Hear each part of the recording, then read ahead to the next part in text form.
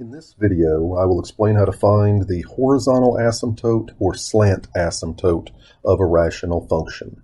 There will only be either one horizontal asymptote or one slant asymptote, not both and not more than one. Other functions may have more than one or both, but not the rational functions that we study. Okay, there are two approaches to finding the horizontal asymptote. The main way is going to be by analyzing the relationship of the degree of the polynomial in the numerator and the degree of the polynomial in the denominator. And you can find those specific comparisons and conclusions in the notes, and we'll talk about them as we see the examples.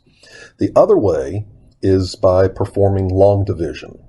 But to perform long division, the polynomials in the numerator and denominator must be written in standard form.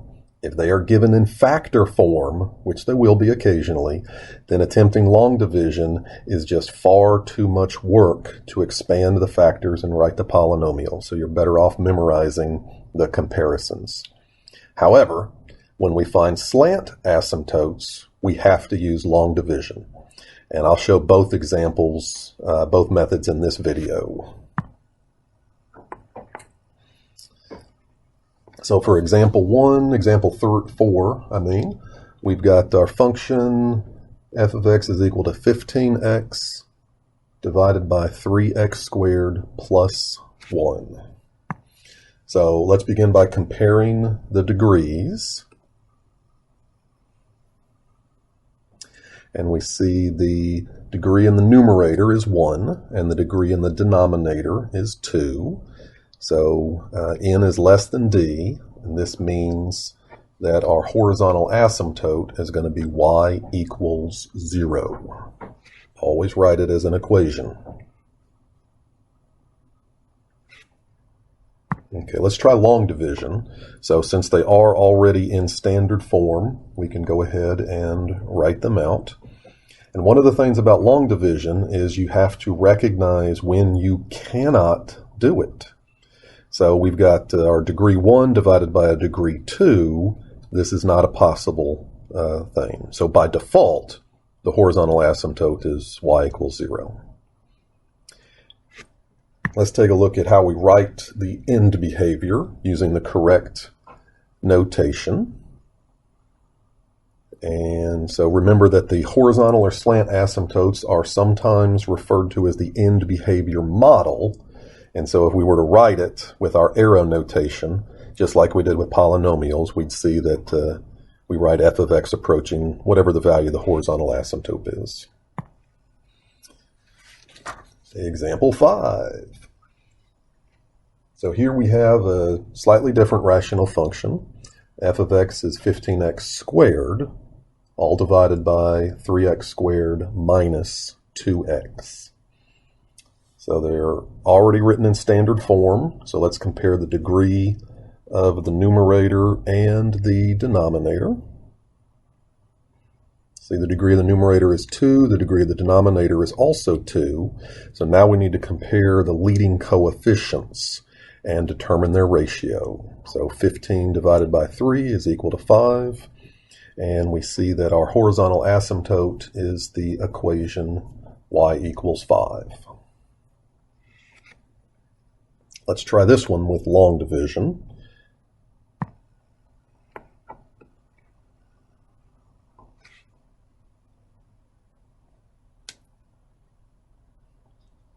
So we'll take our 15x squared divided by our 3x squared minus 2x. Remember to put the 0 placeholders if you need them. Not everybody does.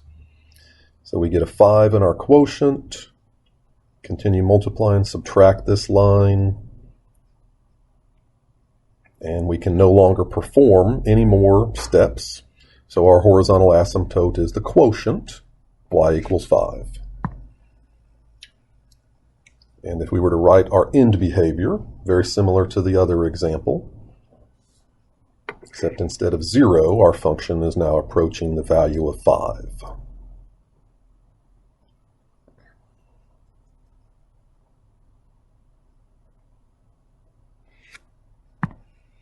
And our last example, we've got a function f of x is equal to 2x cubed divided by x squared minus 2x plus 3. So again, they're already written in standard form. So let's compare the degree of the numerator and denominator. Degree of the numerator is 3. Degree of the denominator is 2. So the degree in the numerator is larger than the denominator. That means there is not a horizontal asymptote. The degree in the numerator is larger by 1. This is how we know there will be a slant asymptote. And in order to find the slant asymptote, we need to perform long division. So let's take a look at our long division. Don't forget to dot your I's. Put your zero placeholders if you need them. Some people do, some people don't. I prefer to do it.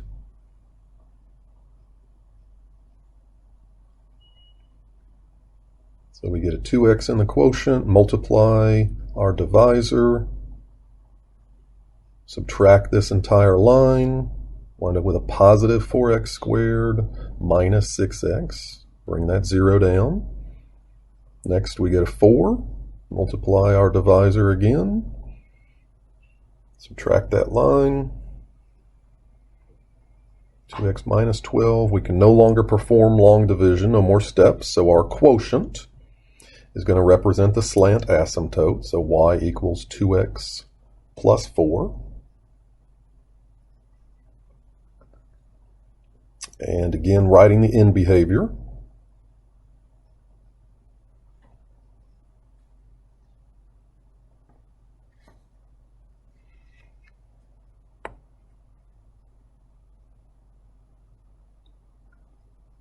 And remember, whenever you're writing any of the asymptotes, you always write them as equations of lines.